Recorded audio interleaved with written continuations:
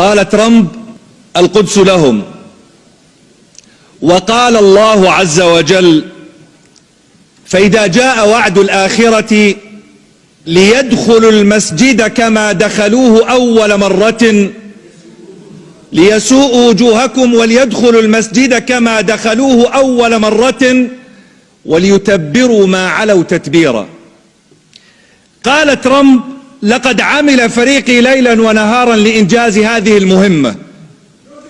وقال النبي صلى الله عليه وسلم: لا تزال طائفة من أمتي ظاهرين على الحق لا يضرهم من عاداهم. قيل: أين هم يا رسول الله؟ قال: في بيت المقدس وأكناف بيت المقدس. قال ترامب: إن شعوب المنطقة نعمل لمصلحتها ولا بد أن تقبل بما عملنا.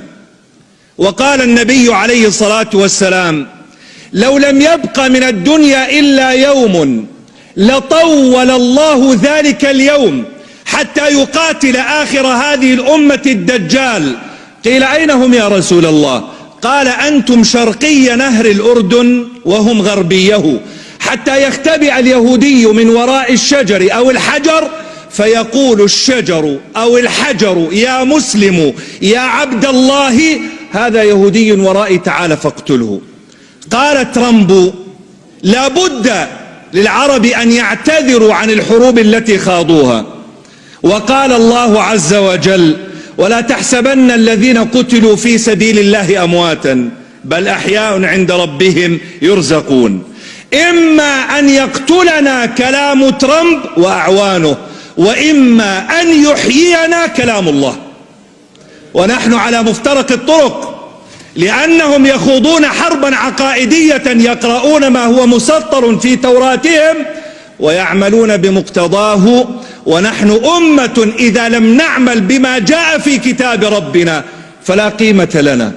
نحن اليوم في حالة ضعف، والضعف لا يعيبنا والاحتلال لا يعيبنا، فإن الله عز وجل يقول: وتلك الأيام نداولها. وقال الله عز وجل: ما كان الله ليذر المؤمنين على ما أنتم عليه من غلبة وقوة وارتفاع شأن حتى يميز الله الخبيث من الطيب، فإن كان هنالك من كلمة نقولها فأنا أقول لك: شكرا ترامب، لقد كشفت الحقائق ووضعت كل واحد أمام شخصيته وقلبه وفؤاده. إن القدس ليست حربا ولكنها مشروع أمة. القدس ليست حربا ولكنها مشروع أمة نحتاج فيه إلى أمران. الأمر الأول: ألا نقنط، ألا نهزم. لئن غلبنا على الأرض فما ينبغي أن نغلب على عقيدتنا. فقد مر في تاريخنا أن التتر دخلوا إلى بغداد فأسروا خليفة المسلمين ووضعوه في شوال من شيد وألقوه في النهر ليموت حريقا غريقا أعمى. وكان خطباء الجمعة يقولون: لتفتحن القسطنطينية ونعم الجيش جيشها ونعم الأمير أميرها.